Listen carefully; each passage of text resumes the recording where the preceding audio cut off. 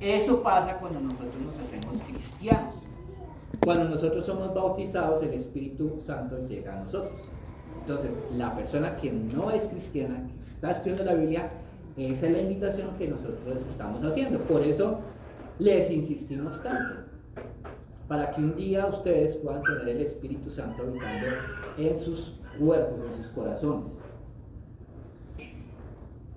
Capítulo 4, el más difícil de todos. Se saltó esto. Vimos el ataque externo que recibieron los israelitas que estaban allá. ¿Sí? Ellos siempre han tenido que enfrentar situaciones adversas en todo su caminar. Y en particular, este fue por los samaritanos, que empezaron a atacarlos. Y el peligro que había ahí era el sincretismo religioso. Y Orlando también nos exponía, es lo que vivimos hoy en día. O sea, el volver todas las religiones como si fueran una sola. Y que todos nos tenemos que aceptar y en honor a ser amorosos, a ser comprensivos con las otras personas, no tenemos que cuestionar sus doctrinas. Es lo que se nos quiere vender hoy en día. Y entonces pueden haber cumbres mundiales de líderes religiosos en las que todos están en un mismo salón y decir, no, todos estamos bien. Todos los caminos conducen a Roma. Todos los caminos conducen a Dios. No es verdad. Jesús dice, yo soy el camino, la verdad y la vida, solamente por Él y en sus términos. No es que yo creo en el Jesús X o el Jesús Y. Es en las Escrituras donde vemos eso, donde lo vemos reflejado, y es lo que nosotros tratamos de estudiar y entender cómo fue el pensamiento de los primeros cristianos para esto. Hasta el momento ha sido interesante ver de una manera muy palpable que la escritura que vimos en 1 Corintios 10, 6, que dice, todo esto le pasó a los antepasados, todo lo del Antiguo Testamento, ¿sí? Que en el primer siglo eran las escrituras que ellos leían, todavía el Nuevo Testamento no estaba escrito. Esas escrituras del Antiguo Testamento, dice Pablo, que servía de ejemplo para ellos, para lo que ellos estaban viviendo. Para Pedro, para Juan, para Judas, para Santiago, eran sus escrituras. Y les dice que todo pasó como ejemplo para lo que tenían que enfrentar. Eso también tiene que ver con nosotros. Por eso estudiamos el Antiguo Testamento. Por eso, aunque no somos judíos, aunque no pretendemos volvernos judíos, tenemos que entender el por qué pasó lo que pasó. Porque de ahí también viene nuestra identidad. Nuestra identidad empezaron con los judíos, aunque tuvo un proceso de transformación en hechos. Entonces Orlando nos hizo una línea de tiempo, yo la plagié. ¿Está conversando? Bueno, por el plagio no me quiero pasar. Castigo del Señor. Listo.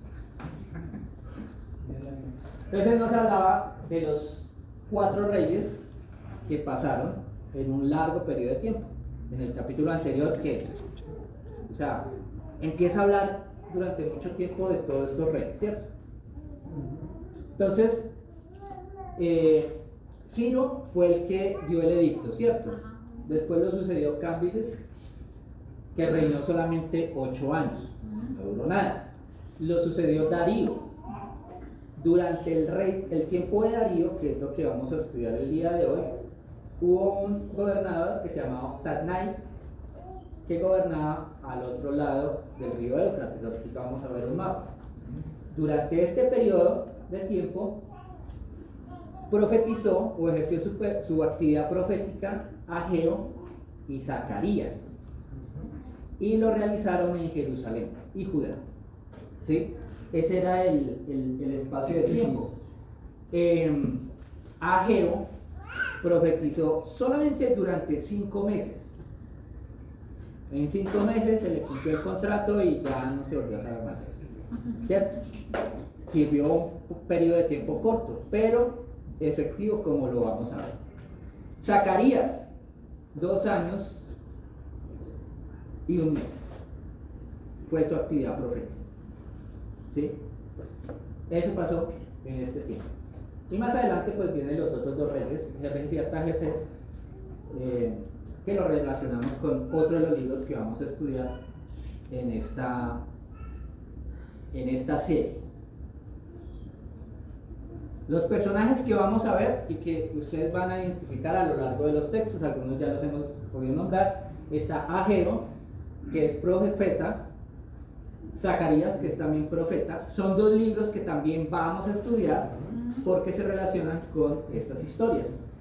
Zorobabel, que fue dirigente político, fue descendiente del rey David, fue nieto del último rey legítimo que tuvo Israel antes del exilio o durante el exilio.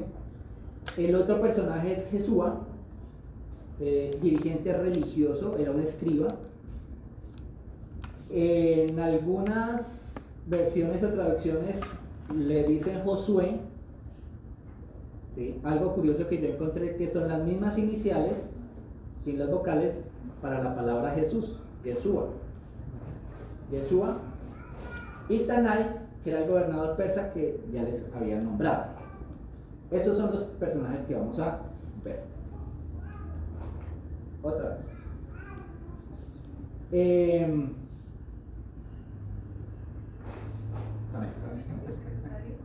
Hágale.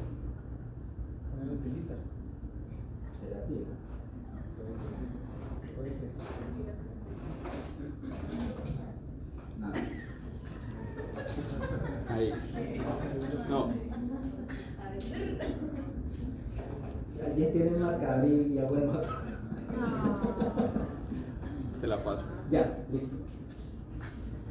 Entonces, ya.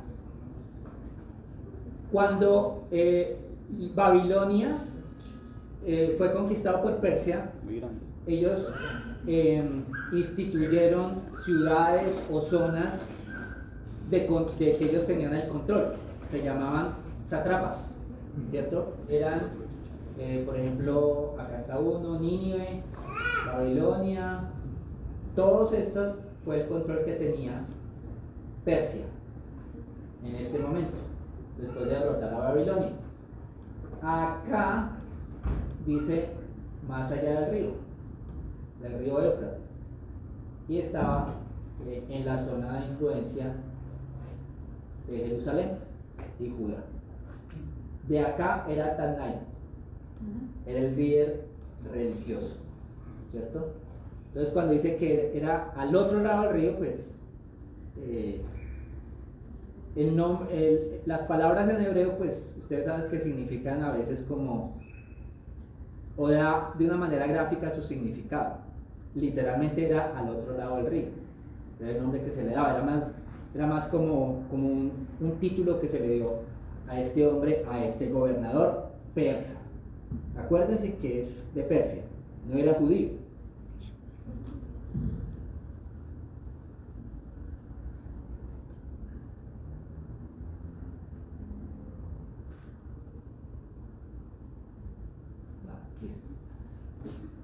Vamos entonces, ahora sí, a Esdras 5. ¿Sí? Espero que haya sido clara la pequeña introducción, no tan exhaustiva, pero nos puede ayudar. Entonces, nueva versión internacional. Esdras 5.1. Los profetas Ageo y Zacarías, hijo de Ido, profetizaron a los judíos que estaban en Judá y Jerusalén, en el nombre del Dios de Israel, que velaba por ellos. Entonces Zorobabel, hijo de Salatiel, y Jesúa, hijo de Josadac, se dispusieron a continuar la reconstrucción del templo de Dios en Jerusalén, y los profetas estaban con ellos ayudándolos. Versículo 3. En ese mismo tiempo, Tatenai, gobernador de la provincia al oeste del río Éufrates, y Setar-Bosnai, sus compañeros, se presentaron ante los judíos y les preguntaron: ¿quién los autorizó a reconstruir este templo y restaurar su estructura? Y añadieron: ¿cómo se llaman los que están reconstruyendo este edificio. Versículo 5, pero como Dios velaba por los líderes de los judíos, no los obligaron a interrumpir el trabajo hasta que se consultara a Darío y éste respondiera por escrito. Versículo 7, así dice el Señor de los ejércitos, reflexionen sobre su proceder. Perdón, este es otra escritura. Versículo 6. Entonces Tatenai, gobernador de la provincia al oeste del río Éufrates, y Setar-Boznai y sus compañeros, que eran los funcionarios del gobierno de esa provincia, enviaron una carta al rey Darío, la cual decía: al rey Darío, un cordial saludo. Ponemos en conocimiento de su majestad que fuimos a la provincia de Judá, al templo del gran Dios, y vimos que éste se está reconstruyendo con grandes piedras y que sus paredes se están recubriendo con madera. El trabajo se hace con esmero y avanza rápidamente. Versículo 9. A los dirigentes les preguntamos quién los había autorizado a reconstruir este templo y restaurar su estructura, y cómo se llaman los que le dirigen la obra, para comunicárselo por escrito a usted.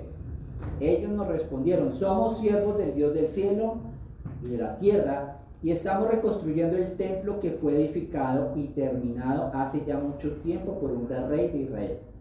Pero como nuestros antepasados provocaron a ira al Dios del cielo, él los entregó en manos de Nabucodonosor, rey de Babilonia, el caldeo que destruyó este templo y que llevó al pueblo cautivo a Babilonia. Versículo 13. Pero más tarde, en el año de su reinado, Ciro, rey de Babilonia, ordenó que este templo de Dios fuera reconstruido. También hizo sacar del templo de Babilonia los utensilios de oro y de plata que Nabucodonosor se había llevado al templo de Jerusalén y había puesto en el templo de Babilonia, y se los entregó a Sesbazar, a quien había nombrado gobernador. Ciro pues ordenó a Sesbazar que tomara esos utensilios y los devolviera al templo de Jerusalén, y que reedificara en el mismo sitio el templo de Dios. Ese es el capítulo. Entonces vamos a ir por partes. Capítulo 4, versículo 24, cerró diciendo: entonces cesó la obra de la casa de Dios que estaba en Jerusalén, y quedó suspendido hasta el año segundo del reinado del rey Darío, rey de Persia. ¿Sí? Desde Ciro no nombran a Cambis, y llega Darío, ¿sí?, a gobernar. Entre el capítulo 4 y el 5 pasaron 16 años. 16 años entre esos dos versículos, que nosotros lo pasamos con un vistazo. En esos 16 años pasaron cosas. En esos 16 años, o finalizando, fue que empezó su actividad profética Ageo y Zacarías. Los profetas Ageo y Zacarías profetizaron a los judíos que estaban en Judá y Jerusalén. ¿Cómo fue la actividad de Ageo? El tema principal del libro de Ageo era la reconstrucción del templo. Es lo que vamos a ver más adelante, pero no era un fin en sí mismo. Nuevamente, no era reconstruir el templo por reconstruir el templo. Lo que pasaba era que el templo era morada de Dios. Empezó con el tabernáculo. Ahí habitaba Dios, ahí descendía la presencia de Dios.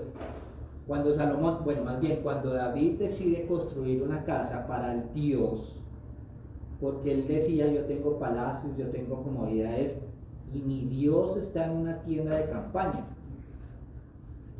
y decide construirlo, pero Dios le dijo que él no iba a hacer, o sea, él aceptó la idea de alguna forma, pero que David estaba con las manos manchadas de sangre, porque David fue un rey militar. David emprendió guerras, combatió y tenía las manos manchadas de sangre.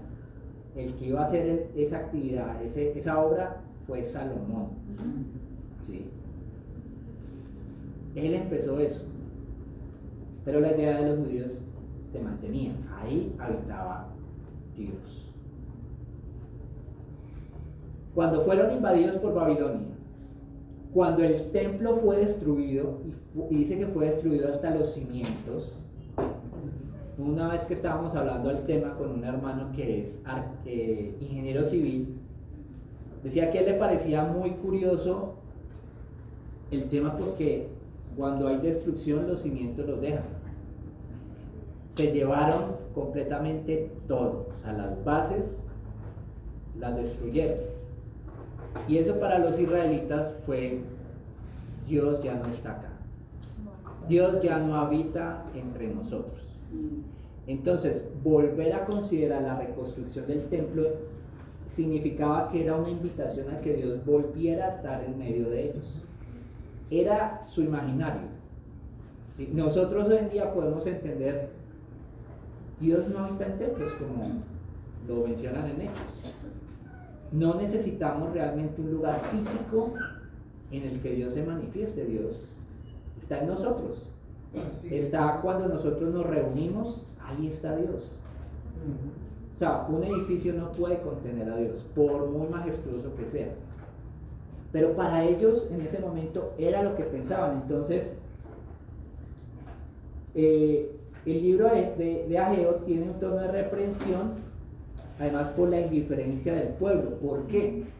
Porque durante esos 16 años, después de que les llegó como la carta de que pararan las actividades de la obra de construcción, de alguna forma ellos se asustaron. Recuerden que ellos eran una provincia que estaba sometida a otros sitios y sometidos al rey de Persia. O sea, y no era solamente otra ciudad, era un imperio completo. Si nosotros hoy actualmente, digamos que la equivalencia podría ser, bueno, si nosotros entramos en guerra contra Venezuela, Perú, Ecuador, de hecho en el pasado hemos tenido guerras con ellos y perdimos territorio, pero digamos que es como entre iguales, ¿cierto? Tenemos las mismas condiciones de desarrollo y todo, pero si entramos en guerra contra Estados Unidos o contra un Corea, un China, un Rusia, pues nos aplastan completamente. O sea, es algo inimaginable poder pensar de esa forma. Era lo que ellos vivían, era un imperio completo, que aparte de eso había acabado el imperio que se los había invadido, desterrado y destruido el templo. Era un templo, una nación mucho más grande que los babilonios. Esos eran los persas. Entonces, claro, cuando los intimidaron, ellos dejaron de construir, se asustaron. Pero como obviamente la vida continúa, ¿qué es lo que empieza a hacer uno? Entonces, ellos, recuerden, ellos llegaron, algunas personas se devolvieron. Algunos llegaron a tener buena posición económica o construir riqueza en Babilonia porque se los permitieron, pero otros tal vez no. Y volvieron a reiniciar toda una sociedad en una tierra que estaba tal vez desolada, que nadie había cultivado, que nadie había trabajado, que no había construcciones, que estaba destruida. Ellos empezaron ahí. Entonces, uno como familia, ¿qué empieza a organizar? Piensen en un terremoto, piensen en una catástrofe, y sobre todo pienso en los hombres que tienen una visión más estructurada y organizada. ¿Qué empieza uno a organizar? Bueno, ¿dónde vamos a dormir? ¿Cómo voy a organizar mi entorno para que mis hijos, para que mi familia, mi esposa podamos estar bien, resguardados, que tengamos agua, que tengamos alimento o animales, empezar a cultivar, Ellos se concentraron en ellos mismos, en las familias. Fue lo que pasó, es algo natural. Empezaron a construir sus casas y tal vez empezaron a mejorar sus casas, y esa es la reprensión que hace Ageo. Vamos a leer vamos a adelantarnos a la próxima semana porque, bueno, vamos a hacer un corte acá en Esdras y vamos a saltarnos a ver unos capítulos, bueno, de Ageo, que es súper cortico. Dice en Ageo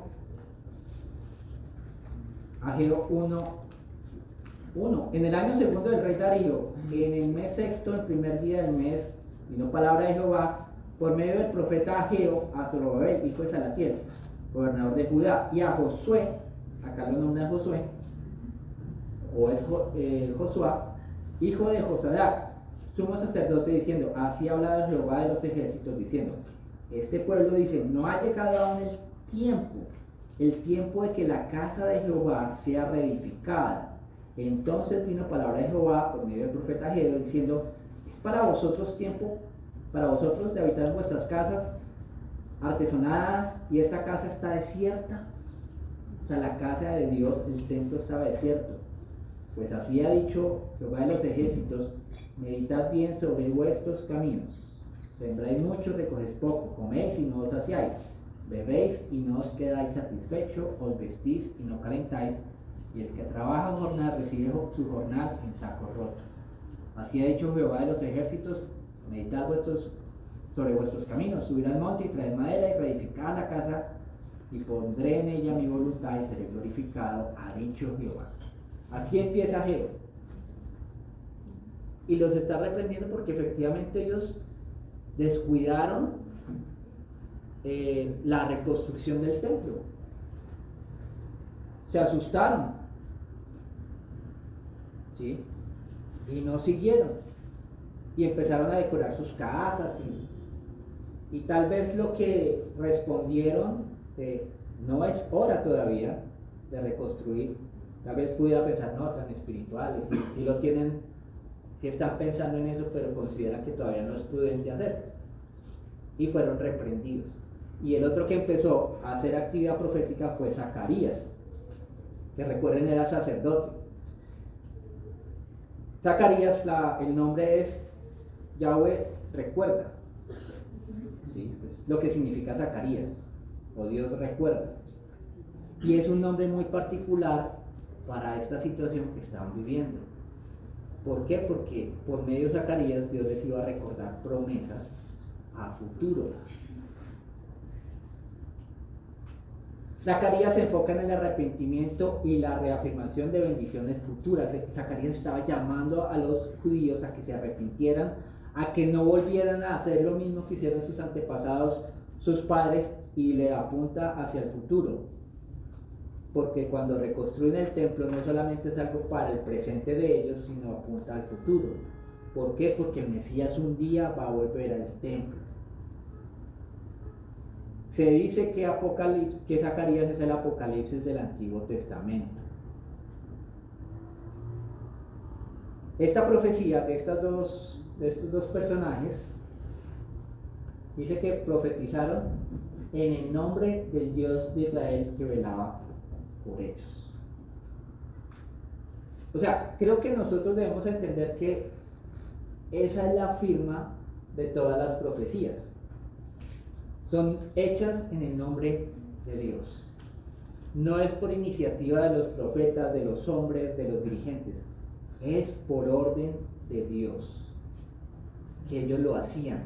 Y dice que velaba por ellos, los resguardaba, los respaldaba. Y por eso ellos hacen ese llamado.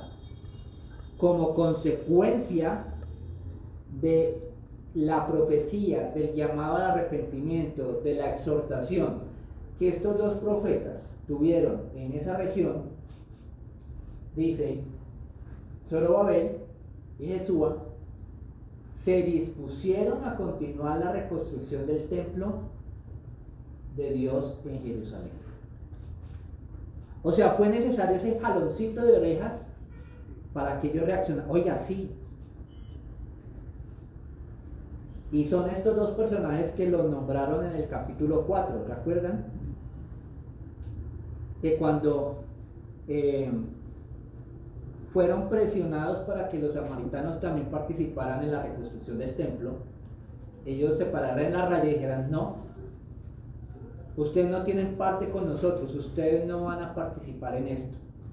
¿Por qué? Por los antecedentes históricos y religiosos que tenían los samaritanos, que Rocha lo explicó. Ellos tenían una religión mestiza, viciada, mezclada, y no era lo que estaban buscando los israelitas. De hecho, los israelitas estaban buscando nuevamente estar limpios, estar apartados, estar santos. Entonces, como consecuencia de esto, estos hombres dicen que se pararon, se pusieron manos a la obra, y los profetas estaban con ellos ayudándolos. Y no solamente ayudándolos, orando por ellos, exponiéndoles lo que Dios pensaba, tal vez con profecías. Ellos también se pusieron manos a la obra. Ellos también hicieron alguna actividad física, logística, lo que sea. Se involucraron en la construcción del templo, en la obra del templo, en una obra física, pero que tenía un sentido espiritual. ¿De acuerdo?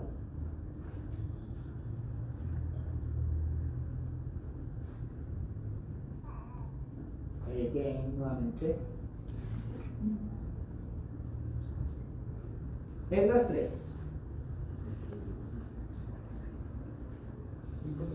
5.3. Gracias. En este mismo tiempo, Tatenai, gobernador de la provincia al oeste del río Éufrates, ya lo hablamos. Entonces, Tatenai era un gobernador persa que tal vez por la anterior carta que enviaron, él se enteró de lo que estaban haciendo los judíos. Y no solamente eso, dice en lo que le estaba diciendo al rey, dice que estaban construyendo con unas piedras grandes un templo, pero yo creo que más bien están construyendo una fortaleza, una muralla. Y tal vez puso alarma, porque era muy común que las satrapas o las provincias que eran controladas por ellos en algún momento se rebelaran, ¿sí? Era normal. Entonces llegó a indagar. A veces cuando leemos esto, no, el malo, él es el malo, él es el pagano. Sí, era pagano, pero él realmente tenía un interés genuino en indagar. Había una preocupación en él y en su comitiva por cuidar los intereses del rey. Hoy en día nosotros también podemos enfrentar situaciones así.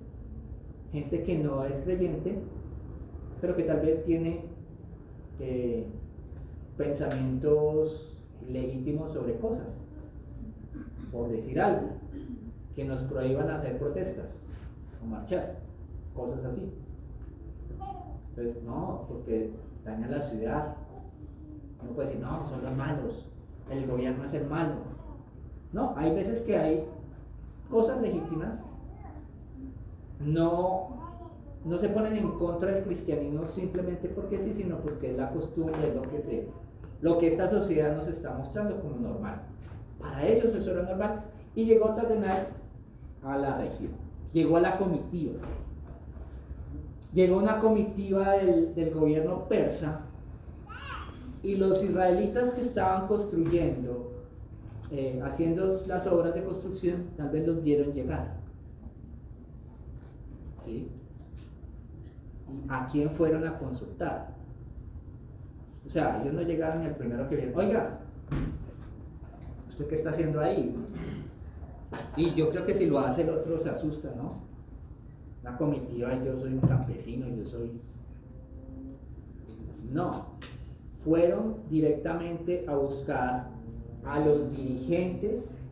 Y recuerden que en esa época ellos estaban organizados por los ancianos, eran los que dirigían la comunidad, eran las personas sabias de esas tribus o familias que conformaban clanes, y así funcionaban las sociedades. Entonces ellos fueron a buscar a esas personas. les hacen dos preguntas. ¿Quién los autorizó a reconstruir este templo y restaurar su estructura? ¿O quién los autorizó a construir estos muros? Y lo otro es, ¿cómo se llama lo que está reconstruyendo en este edificio? Ahora, ¿qué hubieran respondido ellos?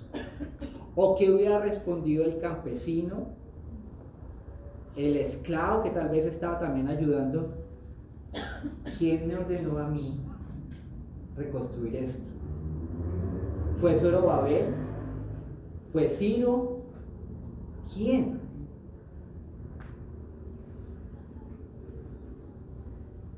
Esa es una pregunta muy interesante. Entonces,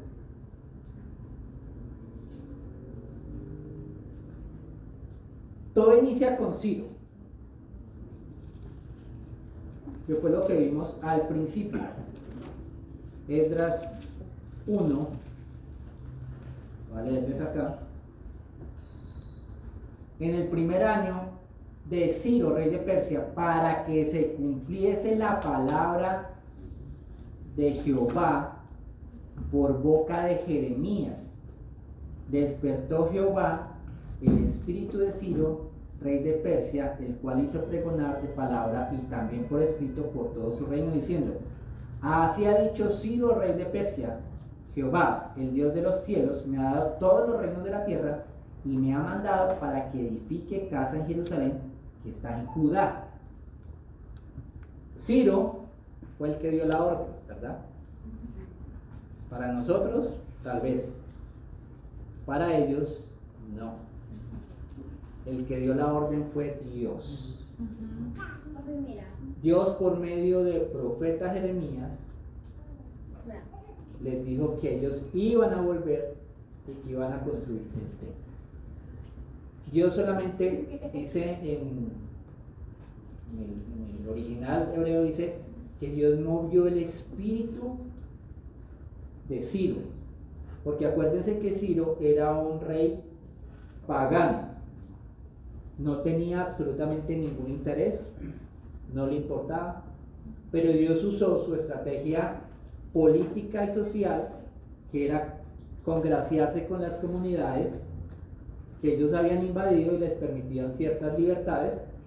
Dios usó eso para cumplir la profecía a los israelitas. ¿De acuerdo? O sea, la respuesta a esto es Dios. Y decía, o dice, que Dios velaba por los líderes de los judíos. El ojo de Dios estaba encima de los líderes de los judíos. Los seguía cuidando, no solamente en este punto. Lo hemos visto cuando estudiamos Génesis. Dios ahí. Cuando estudiamos Éxodo, Dios con los israelitas, cuidándolos, llevándolos, reprendiéndolos, atrayéndolos así nuevamente. Dios está ahí con ellos, siempre. Siempre ha sido ese antropoformismo, el ojo de Dios cuidando de su pueblo. ¿Sí?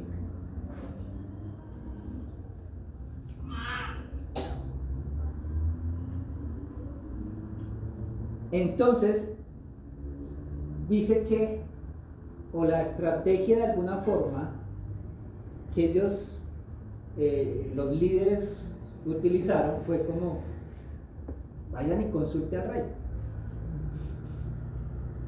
Entonces, ¿qué era lo que tenían que hacer? La comitiva se devuelve a la ciudad, escribe una carta, escriben copias, se la mandan al rey y hasta la traducen y esperan que el rey responda. Y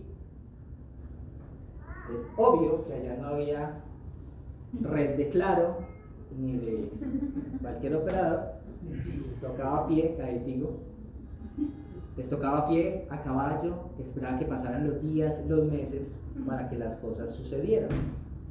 Ellos no tenían la inmediatez que nosotros tenemos hoy en día. Entonces, ellos de alguna forma esperaban ganar tiempo para avanzar un poco más la obra. Para en ese tiempo tal vez orarle a Dios para que haga algo con el corazón del rey y no los tratara mal. De hecho, eso tal vez fue lo que pasó o va a pasar. Eso lo veremos más adelante. ¿Qué pasó con el rey?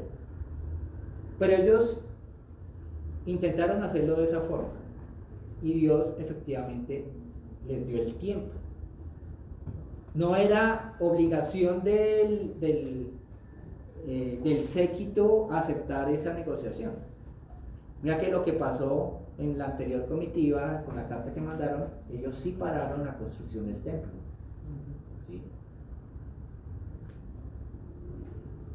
Sigamos.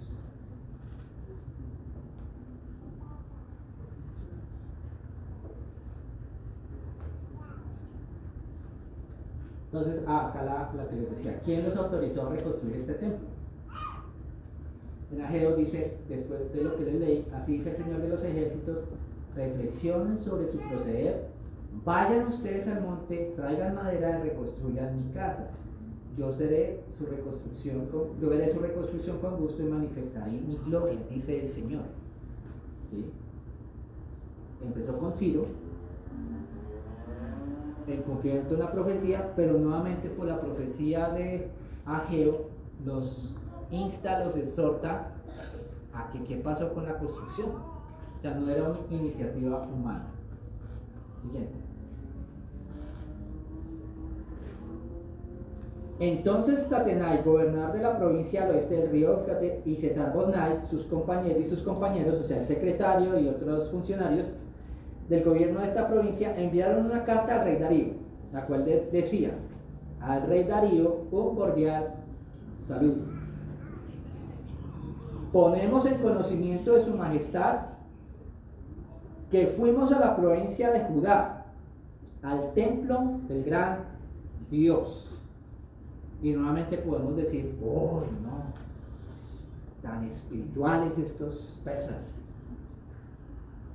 Diciéndole a Dios: oh, Dios es tan poderoso que hasta los paganos reconocen que es el gran Dios. Resulta, y eso lo vimos antes, culturalmente ellos están en una región politeísta.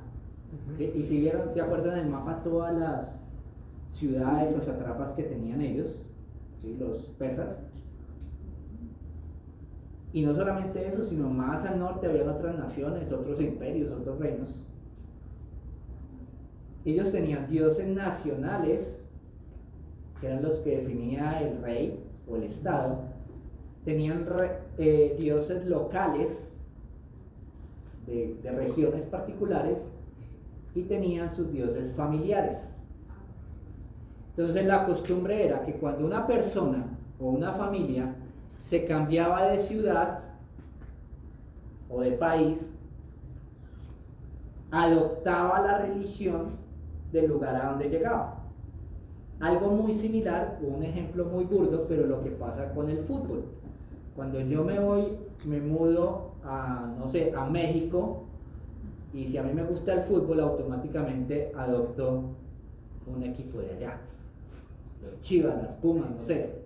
Y viceversa, si vienen acá, no, o Nacional, Millonarios o lo que sea. Eso pasaba, pero con los dioses. Entonces lo que estaba haciendo este Tatenai era mostrando de alguna forma respeto por el dios de ese lugar. ¿Qué casualidad era el Dios Jehová, Dios de los cielos, Dios de los ejércitos, el único Dios verdadero en el que nosotros creemos? Pero él no, él era simplemente algo trivial, una cortesía, y así se expresaba. ¿Qué más dice? Dice que están reconstruyendo con grandes piedras, lo que les decía, y por eso fue como el susto, que tal vez ellos se iban a rebelar, y que sus paredes estaban recubriendo con madera. El trabajo se hace con esmero y avanza rápidamente. A mí lo que me llama la atención es de lo que escribe Tattenay, es su forma de ver lo que percibió en su visita a Jerusalén, a Judea. Lo que él vio, lo que él habló e interactuó con estos líderes judíos. Entonces primero dice, bueno, están construyendo la casa, ¿cierto? Dice, el trabajo se hace con esmero y avanza rápidamente. Cuando empezaron en capítulos anteriores a reconstruir el templo, montaron el altar, había algarabía, alegría, emociones cruzadas por los que alcanzaron a ver el templo anterior, pero ahora iban a poder ver este templo nuevo. Eran emociones y bajaron. Se dejaron asustar y realmente no avanzaron o no se mencionan avances significativos. Y pasaron 16 años las obras. Eso parecía hecho en Bogotá. Dejaron eso ahí. No hablemos de política. No voy a decir apellidos de los constructores para que no me bajen el video. Estaban, o sea, su espíritu estaba en calma, tranquilo, acomodado. Y viene la profecía de estos dos hombres, Ageo y Zacarías, cambia algo en ellos. Estaban ahora trabajando con ánimo y ese ánimo les estaba permitiendo avanzar con rapidez. Realmente hubo un cambio de mentalidad, un cambio de actitud en esta obra que fue encargada por Dios hace mucho tiempo.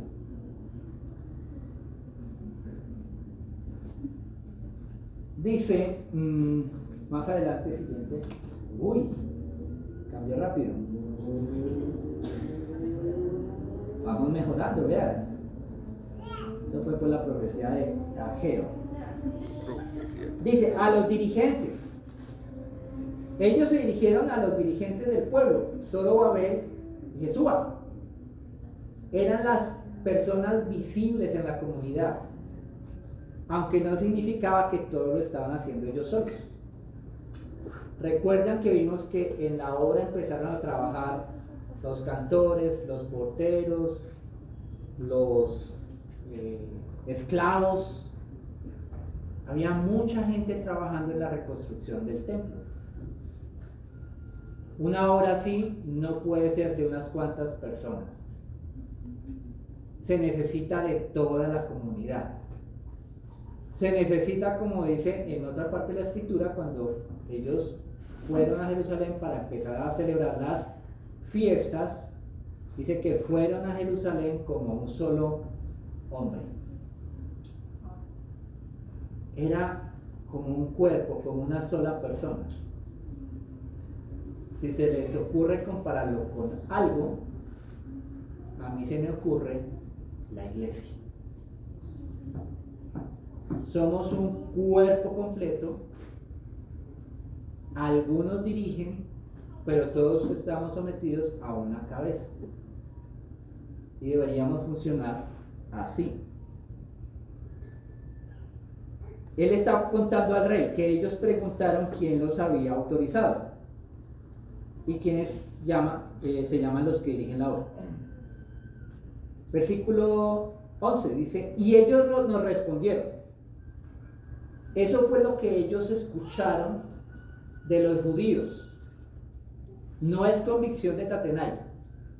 Tattenay simplemente está transmitiendo, no está tergiversando nada, no se está inventando nada, como sí pasó con otras cartas que enviaron para lograr intimidar a los judíos. No, él estaba simplemente haciendo un trabajo administrativo y eso fue lo que escuchó. ¿Qué escuchó?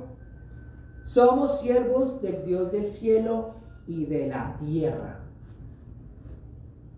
Esa era la convicción de los judíos. Somos siervos. del Dios del cielo y de la tierra. Algunos comentaristas dicen que utilizaron esa descripción de Dios o ese nombre de Dios para congraciarse con los persas, porque ellos tenían un Dios al que consideraban Dios del cielo. ¿Sí? Y que eso les iba a ocasionar simpatía.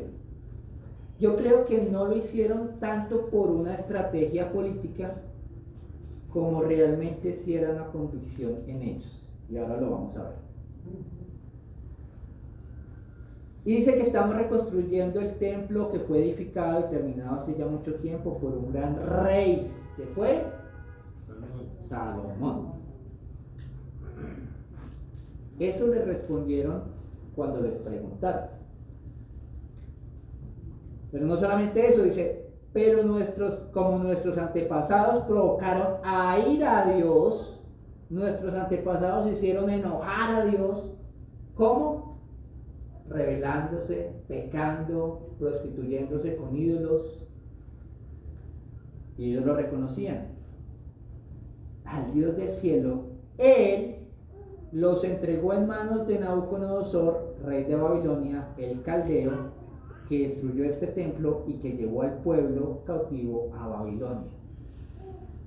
Palabras más, palabras menos, estaba diciendo, nuestros antepasados la embarraron con Dios, no le hicieron caso a las advertencias, porque Dios no lanza el castigo sin antes mandar una advertencia. Pues esa es la actividad de los profetas, llamar al pueblo al arrepentimiento. Y como no quisieron, efectivamente Babilonia los invadió, destruyó el templo y se los llevó exiliados.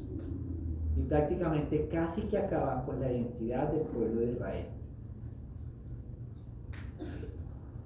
Y Zorobabel y Josué estaban reconociendo eso. O sea, ellos sabían por qué estaban construyendo el templo. Y muy posiblemente los que estaban ayudando en la obra también lo sabían. ¿Sí? Porque uno no mueve a un pueblo entero ocultándole cosas. Ellos se animaron precisamente porque esto venía de Dios. Porque Dios iba a volver a habitar en medio de ellos. Porque ellos necesitaban reconciliarse nuevamente con Dios. Por eso era que los israelitas estaban animados. Por eso volvieron de lejos. Imagínense, 70 años. Los que tienen familiares en Estados Unidos, en otras ciudades o en otros países donde hay un mejor estatus económico, digan si no les cuesta como pensar en devolverse para Colombia. Estamos más estables acá, la verdad, entonces nos vamos a quedar. Ellos dejaron toda la comunidad que tenían en las ciudades donde estaban y decidieron volver a Israel. No todos lo hicieron. Esa era la convicción de Zorobabel y los dirigentes. ¿Por qué digo yo que no era una estrategia diplomática el llamar a Dios Dios del cielo? Génesis: en el principio Dios creó los cielos y la tierra. He aquí que Jehová tu Dios, de Jehová son los cielos y los cielos de los cielos, la tierra y todas las cosas que hay en ella. Salmos: bienaventurados vosotros de Jehová, que hizo los cielos y la tierra. Isaías: así ha dicho Jehová, el cielo es mi trono y la tierra estrado de mis pies. Jeremías: ¿se ocultará alguno, dice Jehová, en escondrijos que yo no lo vea? ¿No lleno yo, dice Jehová, el cielo y la tierra? Son todas escrituras antes de lo que estamos viendo del Antiguo Testamento, pero también hay en el Nuevo Testamento. Era la convicción de ellos. el Dios del cielo y de la tierra. Y lo estaban haciendo por orden de Él.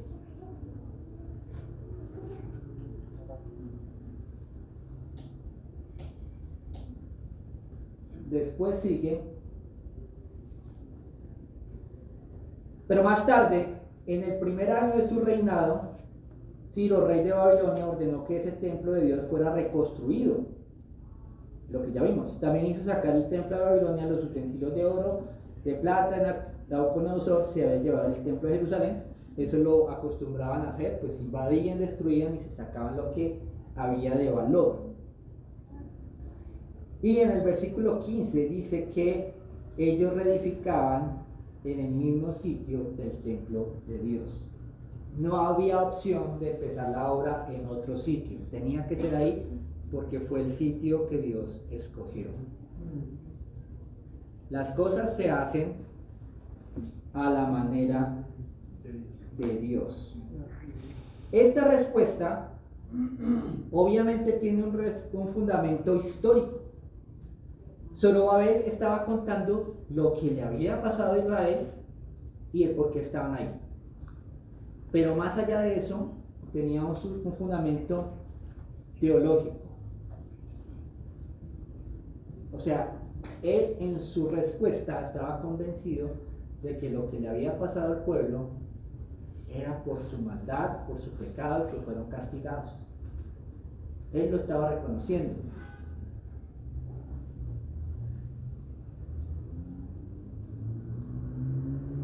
La destrucción del templo y la reconstrucción del mismo fueron voluntad de Dios.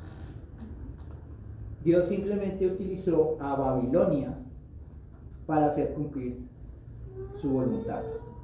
Ahora, ¿qué tiene que ver eso con nosotros? Muy bonito, la historia, nombres raros, ciudades raras, mapas, cuadros. ¿Qué tiene que ver eso con nosotros? Y ya mis hermanos que hicieron los 4 capítulos anteriores, muy buen ejercicio es que eso que aprendimos lo tomamos como ejemplo porque tiene que ver evidentemente con nosotros. Si a nosotros nos llegan a preguntar por qué hacemos lo que hacemos, ¿qué respondemos? Hey, ¿por qué vas al viernes en la noche a una reunión? Así esté lloviendo. Ah, porque es que Rocha dijo. ¿Y quién es Rocha? ¿O por qué van los domingos? ¿O por qué reservas algo de tu salario para darle a un pastor? Pastores ladrones. Y de esos hay mucho. ¿O por qué tu religión o tu cristianismo dices que es diferente al que vemos en el canal de televisión famoso? ¿O al de la radio? ¿O al del garaje? ¿Por qué es diferente? ¿Qué estamos respondiendo?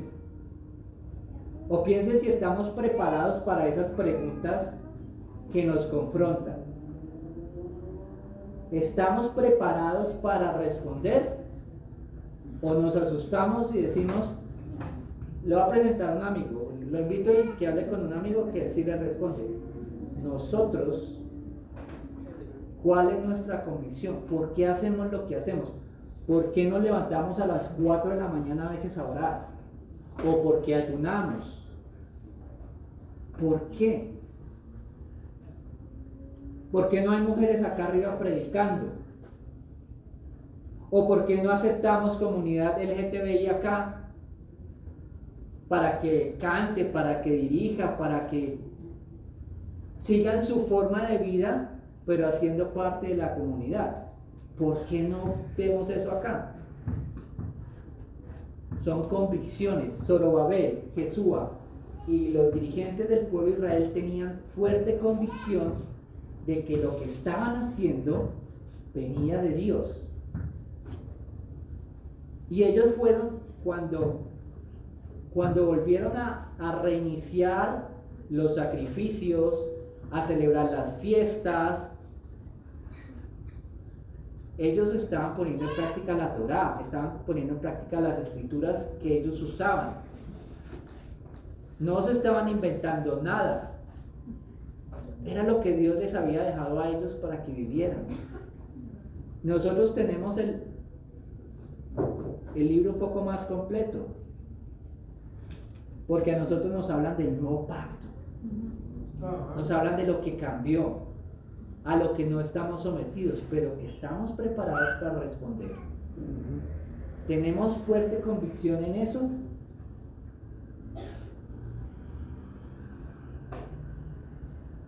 Ahora, fueron los dirigentes políticos y religiosos los que respondieron en primera instancia a estos cuestionamientos.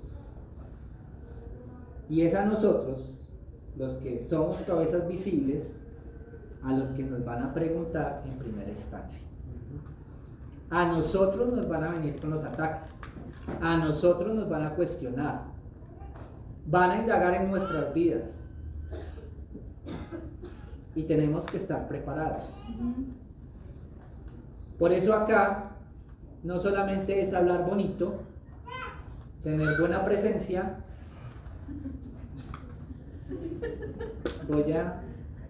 Pues yo sí tengo buena presencia, pero no se trata que pongamos las manos así y parezcamos exitosos en la vida, coach. No, porque no se trata de que mostremos una apariencia y que entretengamos a la gente, sino que en nuestra intimidad con Dios, cada uno de los que Dios nos dio ese don, ese privilegio o esa responsabilidad de pararnos acá, estemos preparados para esas preguntas cuestionadoras, incómodas, que van a haber muchas, muchísimas. No todas nos las vamos a saber, pero tenemos que estar preparados. Y recordando la clase de Mauricio del templo, nosotros como iglesia tenemos una piedra angular que es Cristo, pero tenemos unas bases que son los profetas y los apóstoles, y sobre eso estamos o hemos edificado. Pero tenemos que estar todos unidos, todos somos parte de la iglesia. No es solamente Orlando, Julián, Fabián, Mauricio y yo cruzados de brazos. Y tan chévere, y yo veo el servicio desde mi casa. Y no el viernes porque es que a esta hora ya estoy cansado, mejor lo veo el sábado por la mañana. Ok, eso no tiene nada que ver. No eres más cristiano, no menos cristiano por ver el servicio o no verlo, o por asistir. Eres cristiano por relacionarte con el cuerpo, por ser parte de esto. Ustedes imagínense los israelitas por allá en una provincia, no sé, se me ocurre el nombre que decían que era de los Galileos. A Jesús le dijeron que de Galilea no salía nada bueno. Imagínense que ellos hubieran decidido: no, nosotros no nos vamos a juntar con todos esos de Jerusalén y Belén, no, nosotros vamos a construir acá, vamos a vivir apartaditos. ¿Ustedes creen que hubieran hecho algo? No. Porque Dios siempre ha pensado en comunidad. Dios siempre ha pensado, no escogió a un solo hombre, escogió a un solo hombre para formar un pueblo. Es la realidad, y nosotros somos como ese pueblo. Aparte de eso, tenemos la guía del Espíritu y su palabra como profecía en las Escrituras. O sea, no vamos a tener dos profetas que se paren y nos digan: uy, no había visto esto.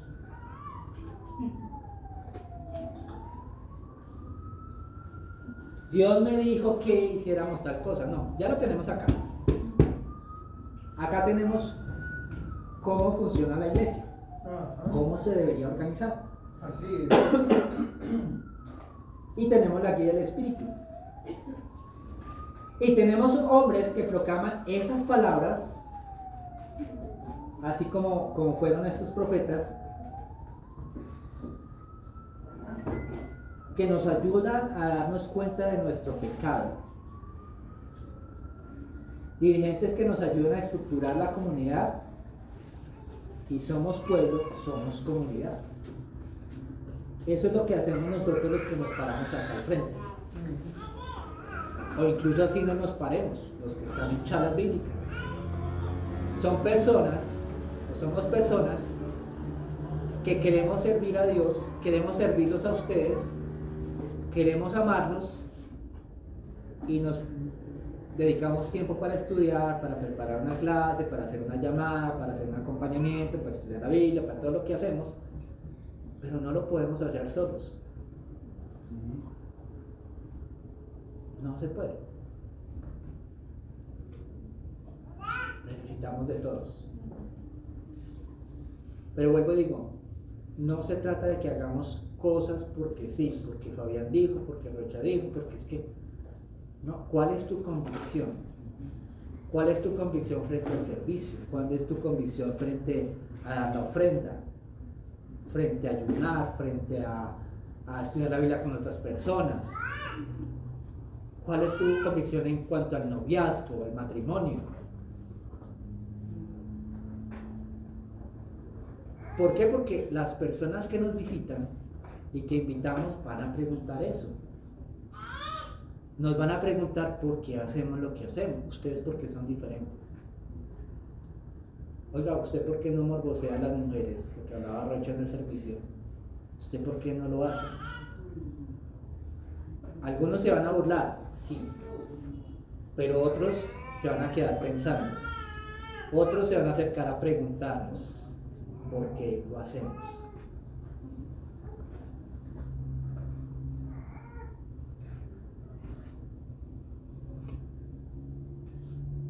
Versículo 16, entonces el bazar sigue la historia de Zorobabel y echó los cimientos del templo de Dios y empezó la construcción. Se dice que ese bazar era como el líder político, o sea, él era la cabeza visible, pero el que empezó realmente fue Zorobabel, ¿sí?